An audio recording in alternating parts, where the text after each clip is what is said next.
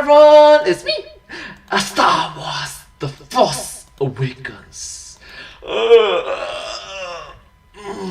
Good morning. Oh gosh, that's a very awaken. If you thought your reserved D-Box seats to the 3D IMAX showing of Star Wars The Force Awakens cost an arm and a leg, you ain't seen nothing yet.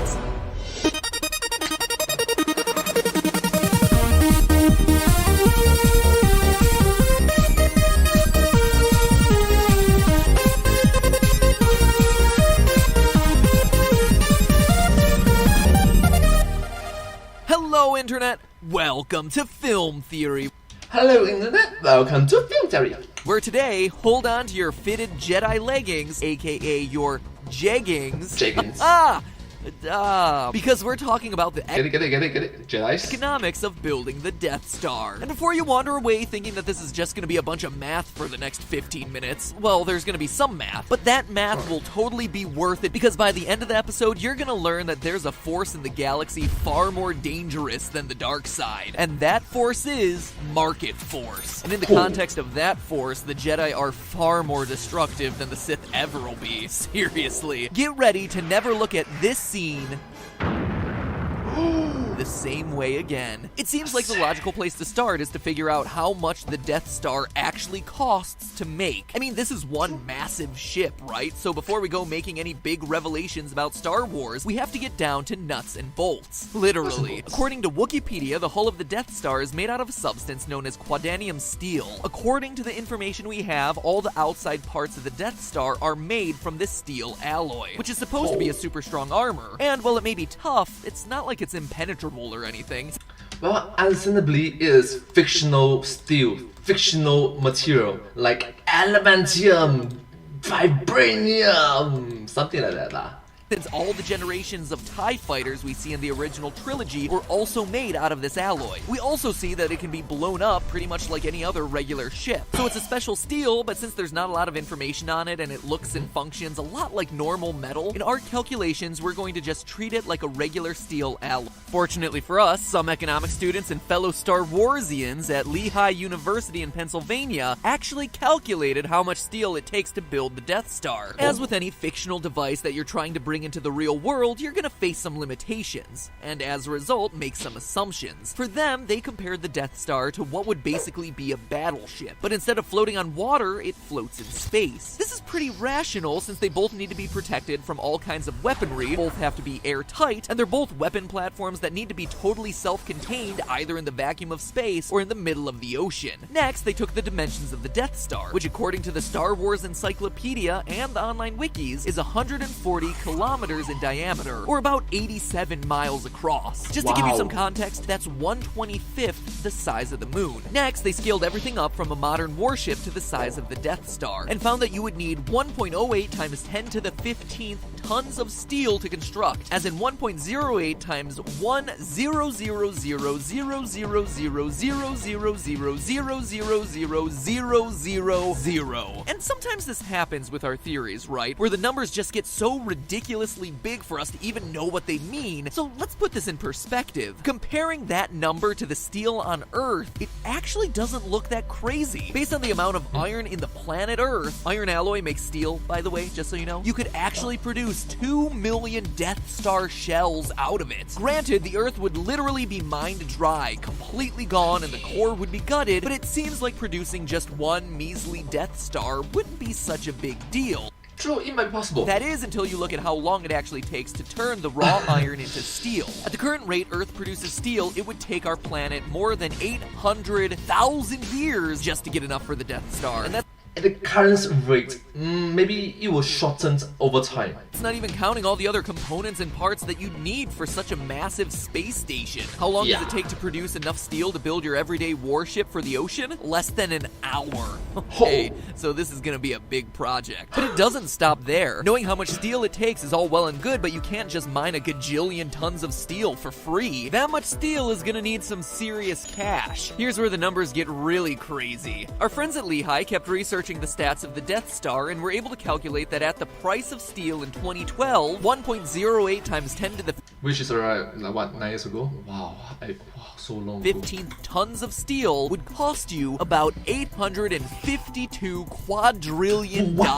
Compare that to the gross world product for 2014. That's how much money was produced by the entire world economy of every country in a year. The gross world product in 2014 was $77,868,768,000,000. That means the price for just the steel on the Death Star would be almost 11,000 times all the money made in the world in a single year. And I want to make sure that we're really clear here that this isn't just some huge number I'm waving out in front of you. This cost of the Death Star has actually been verified in writing by our own US government. Good job, guys. These are the sorts of things that you should be wasting your time on. A couple years ago, a petition for the US government circulated to build a real Death Star, under the assumption that it would help us bolster our national defense and obviously fend off the Rebel Alliance. Sorry, I just love that this was a real thing that happened. It got so many signatures that the White House officially responded to it with a huge letter. Even though they ultimately declined the request to build a gigantic death ray in space, This isn't a petition response you are looking for. they did use data to back up their decision. They also pointed out that blowing up planets isn't a good idea, but offered an alternative solution. If the government wasn't going to fund it, you could always ask for private funding through NASA's Commercial Crew and Cargo Program Office, otherwise known as C-3PO. I kid you not. The world is run by a bunch of nerds. It is glorious. Commercial crew and cargo. CP Trio, I get it. So yes, confirmed by the US government, this is seriously what it would cost to build a Death Star. And we're just talking about the basic model. Remember, you also need a lot more than steel to keep this thing going. You need tons of quarters for crews, you need all the internal life support systems, onboard computers, laser engines, huge plasma containment cells. The steel is just the beginning. Again, making the best comparison we can between the Death Star and a regular warship, we can make a rough calculation for how much the rest of the components would cost. Our friends over at Lehigh used the USS Gerald Ford, which cost $17.5 billion, including R&D. If we extrapolate that out to the Death Star, the total cost for the first Death Star would be as high as $193 quintillion. So that's how much the Death Star would cost in our Earth dollars today, and that seems like a lot, right? And it is for a single planet. Remember, we're only looking at it from Earth's perspective. The Death Star was built using an entire galaxy's worth of resources, where there are thousands of inhabited planets and trillions of people. Coruscant alone has over 1 trillion inhabitants. When you look at it that way, and also that it took about 20 years to build, it's actually not that bad. But while the cost of building the Death Star isn't that big of a deal in the grand scheme of the galaxy, the cost of destroying the Death Star is something else entirely. When the first Death Star was being built, almost everyone in the galaxy was pretty much just going about their own business. Like we said, building the space station doesn't really affect them all that much. It's a government project, just like building a bridge. But when good old Luke Skywalker comes along and uses the Force, that's when the real problems for the galaxy start. I'm not talking about planets blowing up, although, yeah, sorry about that, Alderaan. I'm talking about everyone's worst nightmare, a recession. No! And before you laugh this off, a recession across an entire galaxy is no cakewalk. The biggest issue here is that terrorist attacks hurt the economy, and bad. And destroying the Death Star would be labeled as the largest ever act of galactic terrorism. It's not just a nation. It's not just an empire. It's not just a country empire. It's not just that. It's not even a galaxy. It's not even a nation anymore. It's not even a solar system anymore. It is an entire galaxy worth of recessions. That is just wow. Oh yeah, it's easy to forget amidst the cool laser swords and fun space battles that the rebels are exactly that. Rebels. Sure, the government may be controlled by an evil Sith Lord, but it's a stable system. And even then, the majority of the populace don't even realize that Vader and Palpatine are all that bad. To them, Luke, Han, Leia, and all the rest are extremists, trying to overthrow the government and just successfully blew up the largest military base in history. And that isn't good. good. Compare the Death Star attack to something we know here, the 9/11 attacks. Following 9/11, two of the world's most important stock indexes, the Dow Jones and the S&P 500, dropped overnight by 14% and 12% respectively, and then stayed there. Now, you don't have to know what those are. It's a topic for another day. What you do need to know is that sudden double-digit drops like this result in economic crashes, as consumers become nervous and spend less money, which in turn results in less income for companies. Companies are then forced to make layoffs, and the resulting higher unemployment means even less spending. Lower productivity for everyone, companies and individuals alike. 恶性循环, this negative cycle. The economy struggles to recover. Destroying the Death Star would cause this kind of collapse, except instead of being on a national scale, this would literally ripple across thousands of other planets. The other big problem in the destruction of the Death Star is the murder of major political and military figures. This might seem like a good thing because, yeah, we got the bad guys, especially with the second Death Star, you're talking about killing Emperor Palpatine, but history shows that killing Which is not that bad, just saying. off major world leaders doesn't exactly stimulate the economy. This is comparable to April 23rd, 2013, when the Associated Press made a mistake of tweeting that the White House had been hit by a terrorist attack and that President Obama had been injured. Of course, the tweet was wrong, but in the 4 minutes it took before they got it retracted, the stock market dropped by 1%. In 4 minutes! There's no question that the immediate impact of Luke destroying the Death Star would be to send the galactic economy reeling. The Galactic Trade Federation would take a huge hit, slowing down all the major galactic trade routes and causing serious resource shortages and Let me try. Resource shortages. Good job. Yeah!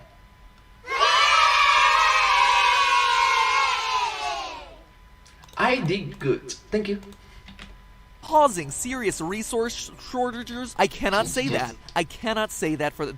Resource shortages. That is really hard to say. Resource shortages. Causing serious resource shortages as remote planets see their imports take a big hit. Oh, I did it! And things only get worse from there. Remember, the rebels destroy 2 Death Stars, and when Palpatine dies in Death Star 2, his absence would lead to a temporary collapse of the entire political system. Without any sort of central structure or leader, this collapse would also mean that the Empire would have defaulted on all of its debt to the planets. That might not seem like a big deal, but it means that basically the Empire can't pay anyone back for anything, including the Death Stars. All those resources and money you used to make this thing, to use a phrase from South Park, and it's gone. These are the most expensive military projects in history. Not to mention the Empire has been financing a war against the rebels for years. One might call it a war on terror, and now none of it can be paid for. All the industries related to military and arms manufacturing would collapse, and many other industries would follow suit as a result. So what does all this mean? Well, first of all, it means that destroying the Death Star is a lot more complicated than the good guys won. In fact, it's pretty reasonable to think that destroying the Death Star and Emperor Palpatine wouldn't lead back to a prosperous democratic republic where everyone gets flowers and medals. It would actually lead to a deep recession and a massive power grab where lots of individual factions rush to try to fill the void left by the Emperor and take control of the galaxy. Meanwhile, the ordinary citizens of the galaxy would suffer for years to come, cut off from all supplies and resources from other planets, stuffing their credits into their mattresses and waiting out the recession caused by the Jedi. Destroying the Death Star would actually have the exact opposite effect that Luke and the Jedi think it will. Economists, they are not. And that's the point here. Ultimately, there's a big difference between a political revolution and a violent revolution. We think of Emperor Palpatine as being this really destructive guy, but his revolution from Old Republic to Empire was much smoother and safer economically than the rebels' hostile takeover. Sure, Palpatine used manipulation and coercion to get power, and eventually bumped off a few Jedi,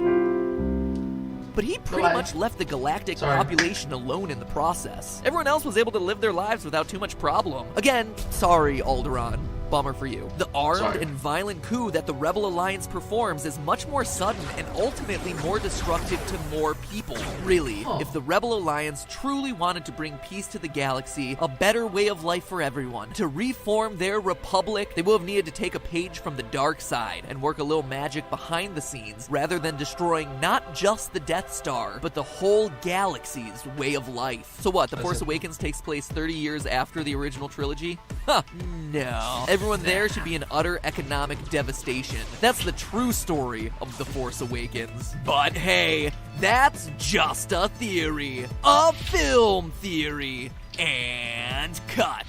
And if you can't get enough Star Wars, find out even more hidden truths about the dark side and light side of the Force by clicking here to watch my friends over at Screen Rant. They just did a theory exploring how George Lucas made the Force to parallel the Eastern yin and yang symbol, finding clues as to how the new trilogy's story will unfold based on this balance of dark and light. It's a really cool analysis. Kinda wish I'd thought of it myself, actually. Or if you're kinda Star Wars'd out for the time being, click here to learn how to do the Kamehameha wave from Dragon Ball. Surprisingly, there is a real-world explanation for what you're seeing here. Plasma! Still no explanation, though, for how inept Yamcha is. That guy, man, useless. Just useless. And finally, make sure that you subscribe because we have theories on Batman, Superman, and Full Metal Alchemist on the way. Yeah!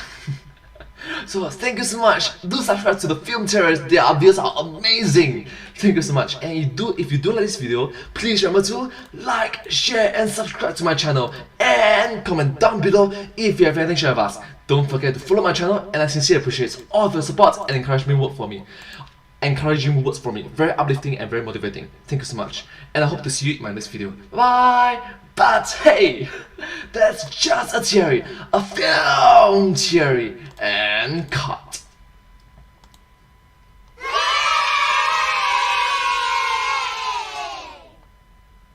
And I'll see you in my next video. Bye bye. Subscribe. Thank you.